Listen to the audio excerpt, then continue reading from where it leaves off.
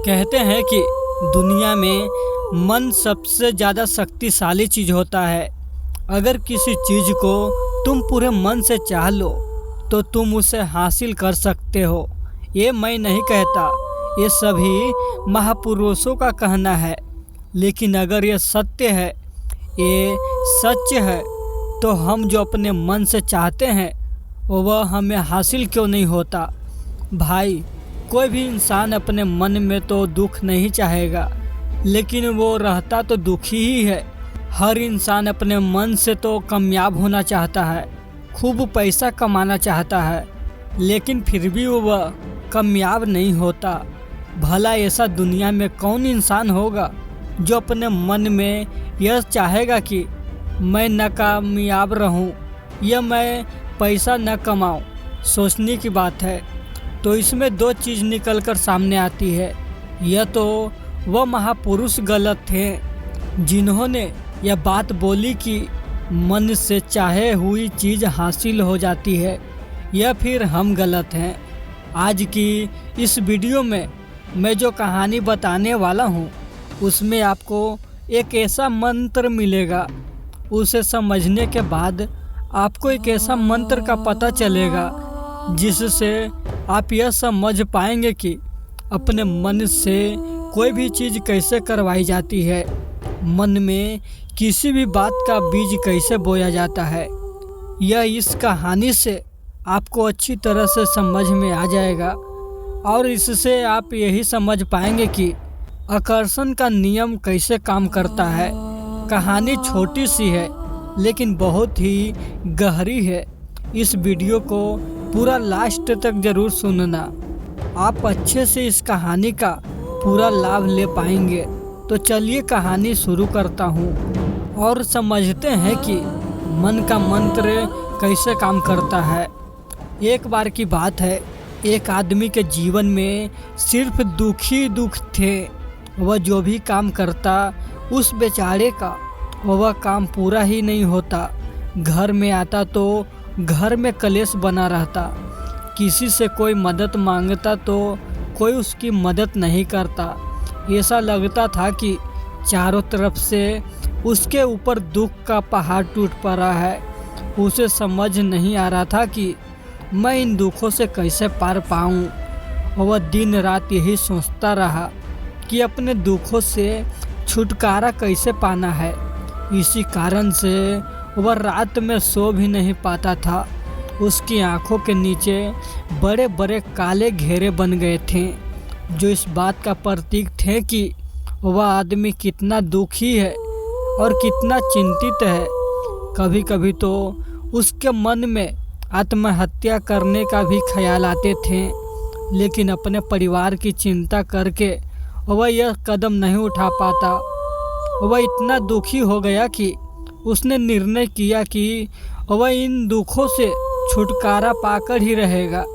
इसके लिए चाहे उसे कितनी ही मेहनत करनी पड़े, कुछ भी करना पड़े, चाहे अंगारों पर चलना पड़े, लेकिन इस दुखों से छुटकारा हासिल करके रहेगा। ऐसे ही एक दिन उसने अपने मित्र से पूछा कि मैं अपने जीवन को कैसे सुधारें। उसके मित्र ने उसे बताया कि तुम किसी बाबा के पास जाओ। बाबाओं के पास ऐसा मंत्र होता है जिससे सारे दुख मिट जाते हैं, जीवन खुशियों से भर जाता है और धन संपदा भी हासिल होती है। तुम किसी ऐसे बाबा को ढूंढ लो, बस तुम्हारा काम बन जाएगा।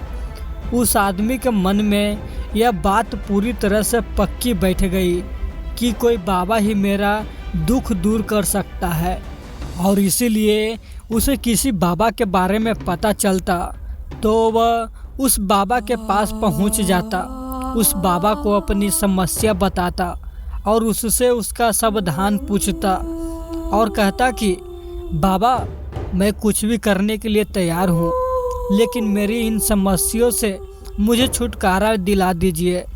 आप जो कहेंगे मैं वह करूँगा, लेकिन मेरे जीवन को सुधार दीजिए। बाबा उसे कुछ टोने टोटके बताते थे करने के लिए और बदले में दान दक्षिणा ले लेते थे कि यह टोना टोटका करने के बाद तुम्हारा घर में सुख शांति बनी रहेगी।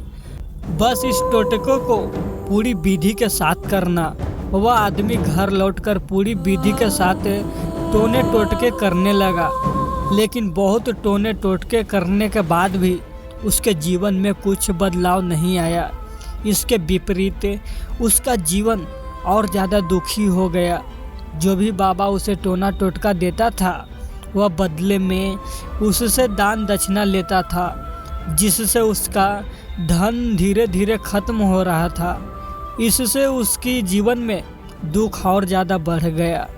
तब उसे लगा कि बाबाओं के पास जाने से तो मेरे जीवन में दुख कम होने की बजाय बढ़ते ही जा रहे हैं, तो मुझे क्या करना चाहिए? बाबाओं के पास जाऊं या न जाऊं? फिर एक दिन एक आदमी ने उसे बताया कि तुम अपने घर में किसी पंडित को बुलाकर हवन करवा लो। हवन होगा, घर शुद्ध हो जाएगा। कोई भी बुरी ऊर्जा होगी घर में तो वह घर से बाहर चली जाएगी। किसी पंडित को बुलाकर पूरे विधि विधान उसे मंत्र उच्चारण करवाओ, हवन करवाओ, जिससे घर में सुखी शांति आए। उस आदमी के मन में यह बात बैठ गई और उसने एक पंडित को बुलाकर अपने घर पर हवन करवा दिया।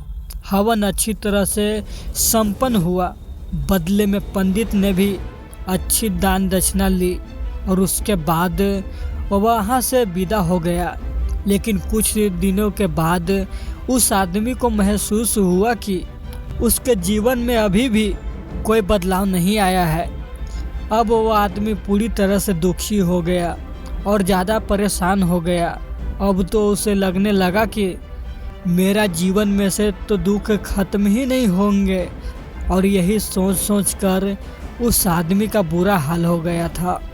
फिर एक दिन उसे अपने मित्र से एक ऐसे बाबे के बारे में पता चला जो समाधान बताने के लिए कोई दान दक्षिणा नहीं लेता था। उस आदमी को लगा कि यह बाबा दूसरों बाबाओं की तरह नहीं हो सकता, क्योंकि यह तो दान दक्षिणा लेता ही नहीं है, और अगर दान दक्षिणा नहीं लेता तो यह सच में कोई सिद्ध बाबा होगा। और यही सोचकर वह उस बाबा के पास पहुंच जाता है। जब वो आदमी वहां पर पहुंचता है तो वह बाबा ध्यान में बैठे हुए थे। यह देखकर वह आदमी वहीं पर चुपचाप बैठकर ध्यान से बाहर आने का उनका इंतजार करने लगा। थोड़ी देर बाद बाबा ने आंखें खोली तो सामने एक दुखी और परेशान युवक बैठा देखा। उसकी आंखों के नीचे काले घेरे देखकर ही समझ गया कि यह आदमी अपने जीवन से कितना परेशान है। उसे संबोधित करते हुए बाबा ने पूछा कि बच्चा, क्या चाहते हो? बाबा के पास क्या लेने आए हो? उस आदमी ने कहा कि बाबा, मैं अपने जीवन से बहुत परेशान हूँ। मैंने इन दुखों को दूर करने के लिए बहुत सारे रास्ते अपनाए, हर वो तरकीब करके देखा जो किसी बाबा ने मुझे बताई, हर वो काम किया जो कोई भी इंसान ने मुझसे करवाने को कहा, लेकिन मेरे जीवन में दुखों में कोई कमी नहीं आई। बाबा, इसके विपरीत मेरे जीवन में दुखों में बढ़ोतरी हो गई। मुझे समझ में नहीं आ रहा है कि मैं क्या करूं। कभी कभी तो मैं आत्महत्या करने का सोचता हूं, लेकिन मैं अपने परिवार की सोच कर मैं यह कदम नहीं उठाता हूं। मैंने आपके बारे में बहुत सुना है बाबा, और मैं बहुत उम्मीद के साथ आपके पास आया हूँ। कृपया करके मुझे कोई ऐसा मार्ग बताइए जिससे मुझे अपने दुखों से छुटकारा मिल जाए।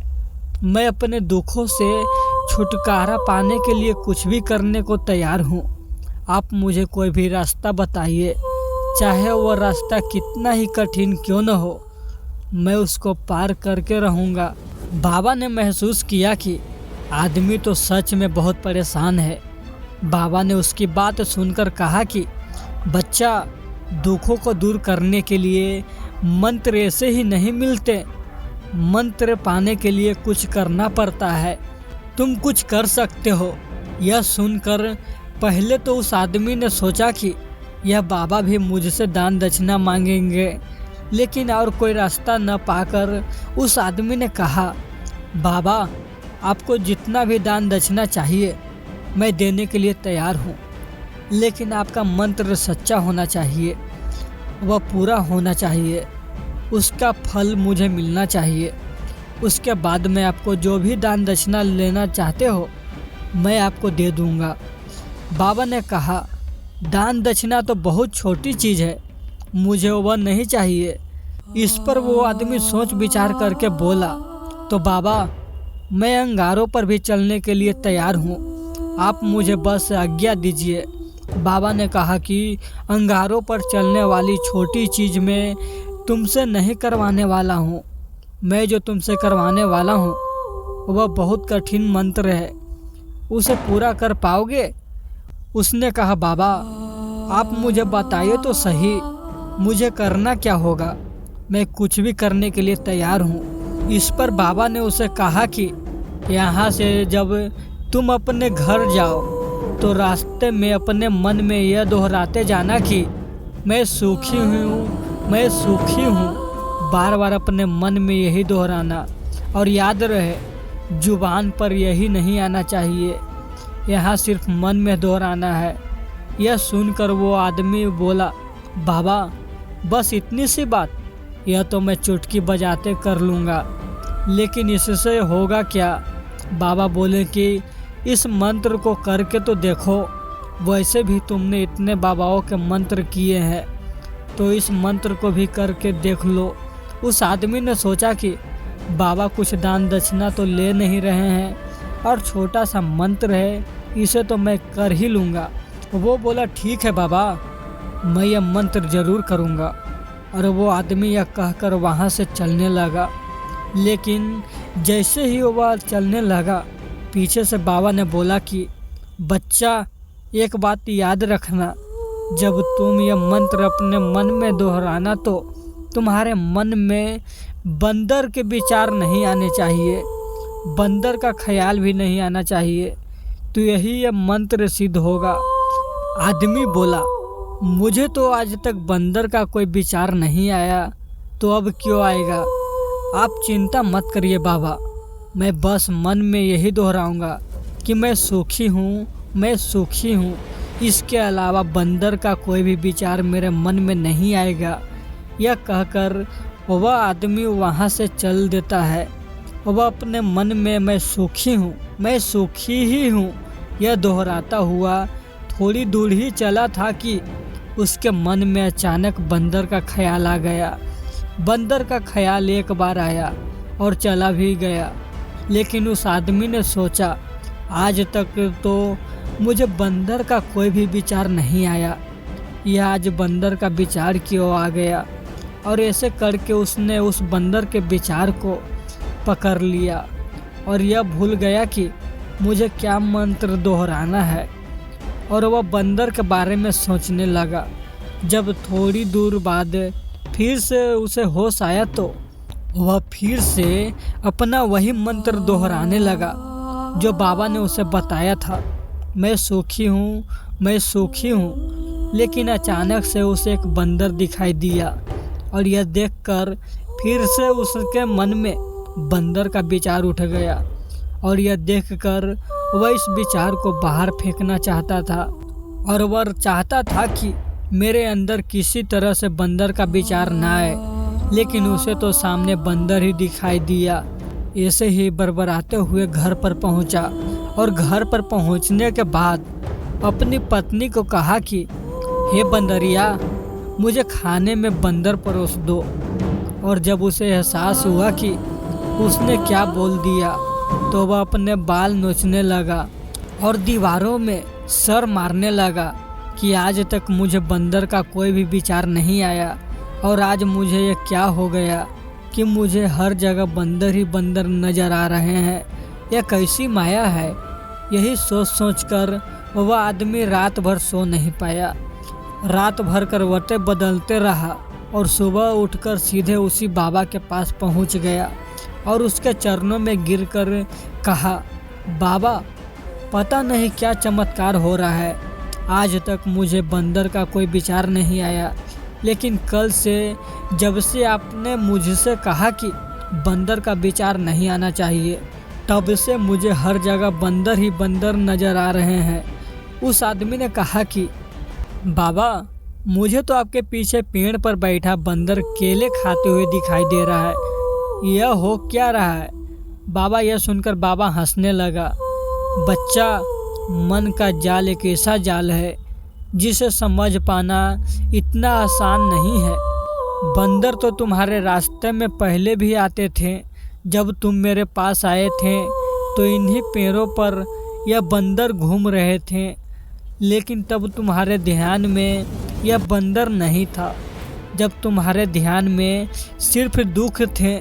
इसके बाद बाबा ने उसे बताया कि बच्चा, हम जिस चीज़ से भी दूर भागना चाहते हैं, वही चीज़ हमारे मन में बहुत गहरे में प्रविष्ट हो जाती है और हमारे अंतर मन में समा जाती है।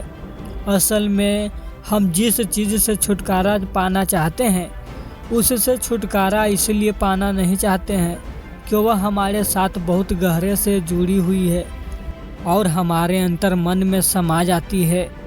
असल में हम जिस चीज़ से छुटकारा पाना चाहते हैं, उससे छुटकारा इसीलिए पाना चाहते हैं कि वह हमारे साथ बहुत गहरे से जुड़ी हुई है और हम जितना ही उससे छुटकारा पाना चाहते हैं, वह उतनी ही गहरी हमारे मन में बैठती चली जाती है और आखिरकार हमारे अंतर मन में छा जाती है। ऊपर से तो हम चाहते हैं सुखी होना, कि मैं सुखी हूँ। हमारे होठ भी यही बोलते रहते हैं, लेकिन हमारे मन में दुख समाये होते हैं। हमारे विचार में, हमारे मन में दुख दिखाई देते हैं। इसलिए अपनी जुबान से बार बार यह बोलने से कि मैं सुखी हूँ, हम सुखी नहीं होंगे जब तक यह मंत्र हमारे अंतर मन में प्रविष्ट नहीं होगा। इस पर उस आदमी ने पूछा कि बाबा, लेकिन यह मंत्र हमारे अंतर मन में प्रविष्ट कैसे होगा? यह सुनकर बाबा ने कहा कि बच्चा, अपने दुखों से लड़ना बंद कर दो। जब तक तुम अपने दुखों को दूर करने की सोचते रहोगे, तब तक वो दुख तुमसे चिपके रहेंगे। जब तक वो दुख तुम्हारे अंतर मन पर अपना राज बनाए बैठे रहेंगे, और जिस दिन तुम उन दुखों के बारे में सोचना ही छोड़ दोगे, उन दुखों से छुटकारा ही नहीं पाना चाहोगे, उसी दिन से तुम्हारे ज़िंदगी से दुख गायब हो जाएंगे। क्योंकि किसी भी चीज़ से छुटकारा पाने के लिए हमें उस चीज़ के बारे में सोचना पड़ता है, और हम जितना ही उस चीज़ के बारे में सोचते हैं, वह उतनी ही गहरी हमारे मन में प्रविष्ट होती चली जाती है। हम अधिकतर समय दुखों के बारे में ही सोचते हैं। हम यही सोचते हैं कि हमारे जीवन में दुख है और हमें इससे छुटकारा पाना है। इसी वजह से बार बार सोचने से वो दुख हमारे अंतर मन में प्रविष्ट हो जाते हैं और हमें एहसास भी नहीं होता। इसीलिए अगर तुम दुखों से छुटकारा पाना चाहते हो, तो दुखों से छुटकारा पाने के बारे में सोचना छोड़ दो। तुम्हें दुखों से छुटकारा मिल जाएगा। अगर आदमी धूम्रपान छोड़ना चाहता है, शराब छोड़ना चाहता है, सुबह अपने आप से यह वादा करता है कि मैं कोई भी गलत काम नहीं करूँगा, लेकिन शाम को जब लौटता है तो नशे में चूर होकर लौटता है। ऐसा क्यों होता है? जो हम सोच रहे हैं वह पूरा कर ही नहीं पा रहे हैं। असल में हम उस चीज़ को बहुत ज़्यादा लवजो दे रहे हैं, उस चीज़ को बहुत ज़्यादा अहमियत दे रहे हैं। जब भी हम उस चीज़ को छोड़ने के बारे में सोचते हैं, तो हम उसकी विशेषता और ज़्यादा बढ़ा देते हैं। हमारा मन उस चीज़ के बारे में जितना ज़्यादा सोचेगा, शराब या धूम्रपान छोड़ने के बारे में जितना ज़्यादा सोचेगा, हमारा मन उतना ही उस चीज़ के पीछे ज़्यादा भागेगा। हमें उस चीज़ से लड़ना नहीं है, बल्कि बिना सोचे गुजार जाना है। और अगर हम इस मंत्र को समझ लेते हैं, तो हम अपने जीवन में जो भी पाना चाहते हैं, उसे अपने अंतर मन में डाल सकते हैं और एक बार वो लक्ष्य हमारे अंतर मन में बैठ जाता है तो फिर सफलता पाने में कोई समस्या नहीं आती, कोई दिक्कत नहीं आती। तो दोस्तों, कैसी लगी आपको ये कहानी? अगर 10% भी सीखने को मिला है तो इस वीडियो को लाइक करें और अगर ऐसी मोटिवेशनल स्टोरी सुनने के लिए दिलो रानी चैनल को ज़रूर सब्सक्राइब कीजिए। धन्यवाद।